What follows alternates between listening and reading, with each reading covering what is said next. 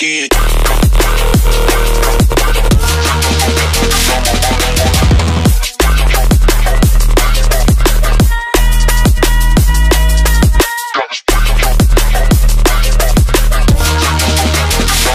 Run it back again.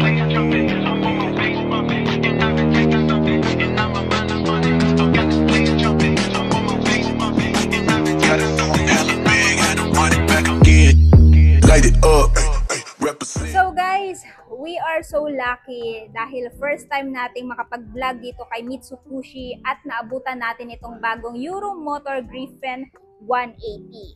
So, ito guys, itong motor na to is kalalabas lamang at nagiging hype na din ito ngayon dahil pagdating sa kanyang mga feature, hindi niya lang tinapatan si Mio Aerox kundi inungusan niya pa.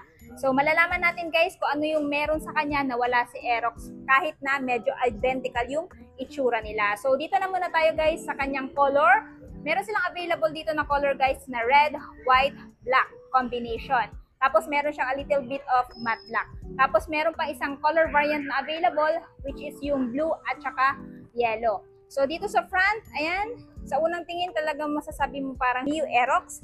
Pero, meron siyang feature na wala din yung Yamaha Mio Aerox na yon. So, dito sa front, ayan, pagdating sa kanyang headlight guys, as you can see, napaka-aggressive ng looks. Sharp din yung kanyang mga edges. And equipped na din siya ng projector light na wala si Aerox. Though si Aerox is naka-LED siya, pero etong kay Griffon, mas hinigatan niya pa, no? And pagdating naman dito, as you can see, para siyang mayroong tatlong triangle dito na design. And for me, napaka-astig talaga ng looks niya. So, ito kasing si Griffon guys is may pagka-sporty din, no? Parang hango din siya doon kay Aerox. And for me, sa mga mahilig sa ganitong klase ng scooter, ayan, bagay na bagay ito sa inyo. And this one guys, meron siyang logo dito na E, which is stand for Euro. Ginamitan pa rin siya ng telescopic fork suspension at kahit na hindi siya naka-ABS, equipped na siya ng CBS. CBS stands for Combi Braking System, no? Combi Brake System. Once na pinihit mo yung left lever, sabay na yung brake, no? Front and rear brake. So, 70% mag-i-engage sa rear brake at 30% na brake sa front brake. In that way, guys, mas maiiwasan ito yung paglalak ng gulong if ever nasa high speed ka tapos magsasudden brake ka. So, kahit wala siyang anti-lock braking system, okay lang kasi meron na siyang ganitong feature. O, di ba? Next, pagdating sa kanyang braking system, naka-single disc at naka-dual path piston brake caliper na siya. And for me, goods na goods, naka-dual path siya. In that way, mas maganda yung play na kanyang braking system. And then sa front wheel, ito ay meron tire size guys na 180 by 80 by 14. At sa mga nagtatanong, this one ba is tubeless? Yes, tubeless na po. Sa kanyang front fender guys, ayan, ganda ng paint job. Hindi naman putso-putso yung paint job.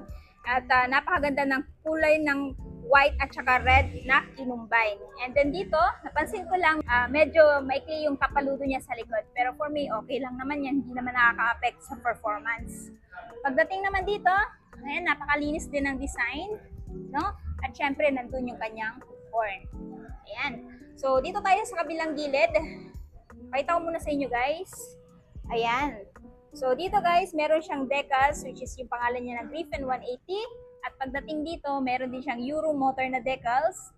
Ayan, hanggang dito. So, kung natatandaan nyo guys, before tayo nagka-motor ng Honda Click, which is gray, nagka-motor tayo ng GXSS 150 at yung kulay nun is red. And alam niyo naman ako, mahilig ako sa color red. So, nung nakita ko tong si Griffon 180, na-amaze talaga ako sa color combo niya. And isa pa guys, ito yung side niya, no? Side profile niya. And as you can see, napaka-aggressive ng looks. So, balikan natin yan mamaya. Dito na muna tayo sa kanyang dashboard. So, pagdating sa dashboard guys, naka-fully digital instrument panel na din siya, no? So, napakaganda po ng kanyang image dito. So, yung mga information meron dito is kagaya ng fuel gauge, ayan, indicator, speedometer. Meron siyang temperature indicator dito, RPM, ayan, check engine indicator. So, parang wala akong nakitang button dito guys. no? So, yun lang po yung mga information meron dito. Meron siyang turn signal light indicator. Ay, wala. Ano ba to? No. So, na-confuse ako guys. Nakalagay kasi na menu, pero para siyang pass light.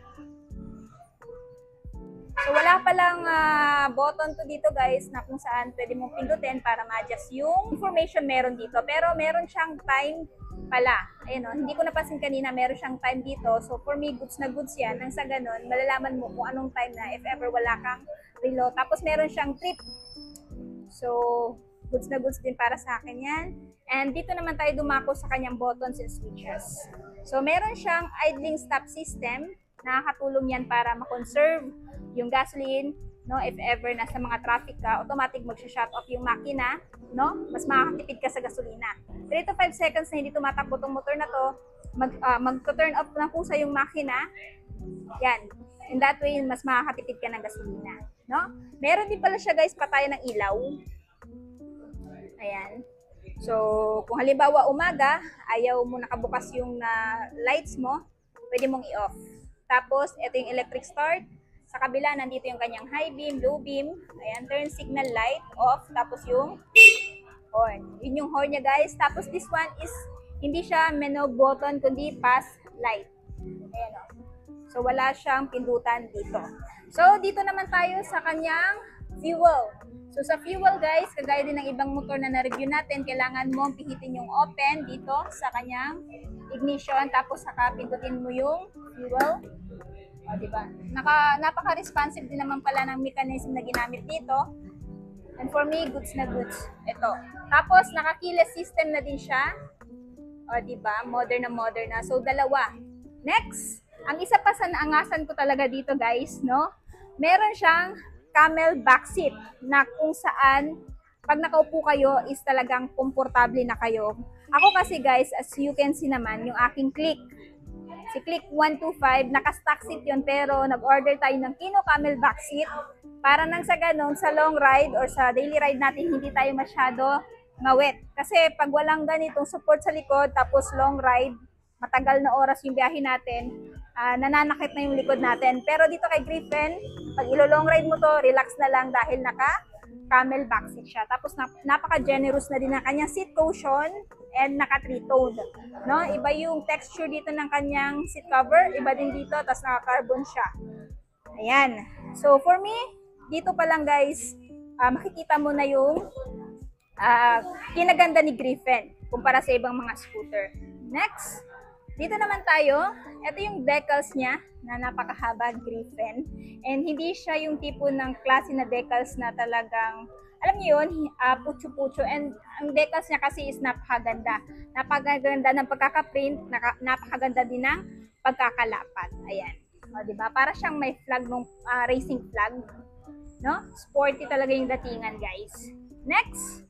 Ayan, ito yung kanyang cooling system dito banda, naka-liquid cooled na to. And for me, sa long ride, hindi ka na mangangamba guys na baka mag-overheat ka kasi nga naka-liquid cooled na siya. So, check niyo na lang palagi yung tamang coolant level ng scooter na to. In that way, hindi kayo mag-overheat. Saba guys, na meron dito na wala si Mio Aerox, isa kanyang, ayan, dual shock absorber na merong subtank. And for me, goods na goods yan. Kasi pag naka-subtank, mas maganda yung play ng suspension. So, ayan guys. Yung subtank niya, which is color gold. And sa braking system din guys, si Aerox is naka-single disc sa front and naka-drum brake sa likod. While si Griffin 180 is naka-single disc brake sa front, naka-single disc brake din sa likod. So, naka-dual disc brake na siya in short. So, for me, goods na goods din yan. At syempre, meron na din siyang tire hugger dito. Meron din siyang rubber dito para pang-protect sa mga putik-putik. No? Hindi saan-saan tatasik yung putik. And pansin ko lang din, dito guys, sa foot peg ng angkas, premium din. Tapos, hindi siya yung tipong parang maluwag. Ito, pag pinix mo ng ganyan, kailangan mo pang lagyan ng puwersa para, ayan, para maunat. And for me, goods na goods yan. And sa mga nagtatanong, wala po siyang option for cruising style. Siya po ay naka-upright sitting position lang po. If ever uupo kayo dito. No? Sa tambucho naman, same lang din kay Aerox. Sharp, mahaba, Nakaprotekta to sa legs mo, sa angkas mo para hindi mapasok. Ngayon, i-check natin yung kanyang tail light. So, ito yung kanyang turn signal light guys, which is naka-LED na or naka-LED. So, mahalin tulad mo yung kanyang turn signal light kay Click, kay ADB 160 na magkapareho. Ayan. So, napatay pala natin yung ilaw. Pakita ko sa inyo yung ilaw sa likod. Ayan. Naka-LED na din. O, diba? Pogi. Tapos, meron na siyang plate light. Naka-reflector na din. At syempre, yung mahaba niyang kapaludo sa likod.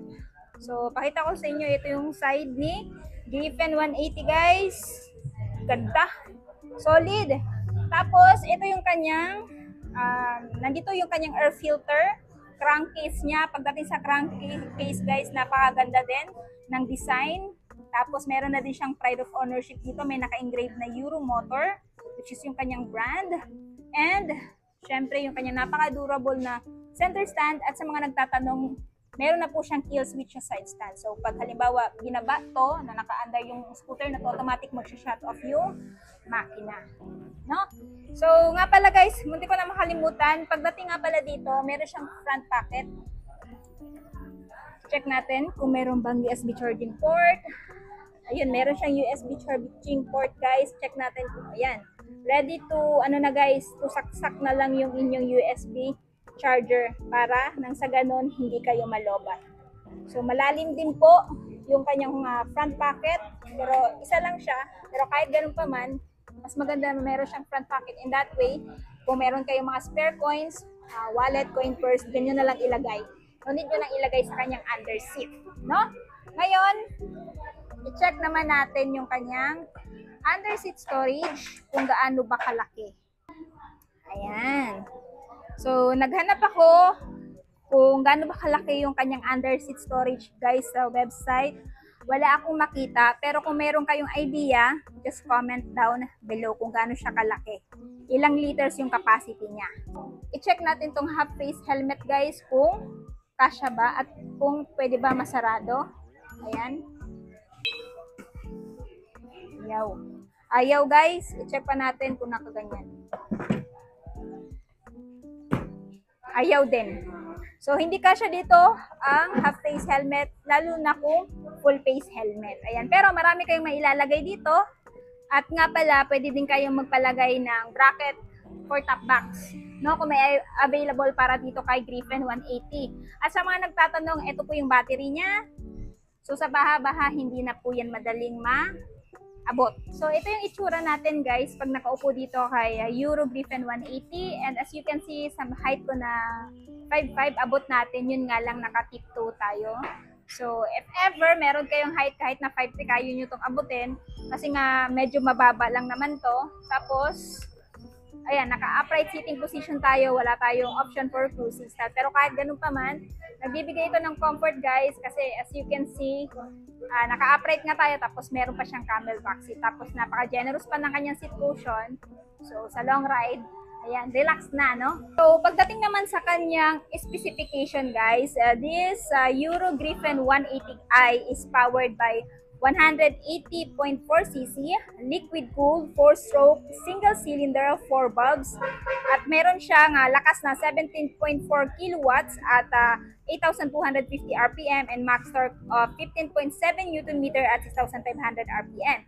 Pagdating sa torque of power guys, syempre, nauusan niya pa rin si Yamaha Mio Aerox. At this one guys ay merong compression ratio na 11.7:1 at may bigat na 115 kilograms, kaya naman kahit lady rider ay kayang-kaya itong i-maneuver. Meron din itong malaking fuel tank capacity na 6.5 liters, kaya naman sa long ride ay hindi ka na mabibitin pa. Guys, kung interested kayo dito sa scooter na to, kaya Euro Griffin 180i, this one ay may presyong ayan, 108,900. Ipupunin nyo ng spot cash. Down payment is 10,000 at monthly sa 3 years na 4,808 at rebates na 300. So, ayan guys. Anyway, ang full address nila ilalagay ko na lang sa description box, maging yung phone number para mas makapag-inquire kayo regarding sa scooter na to.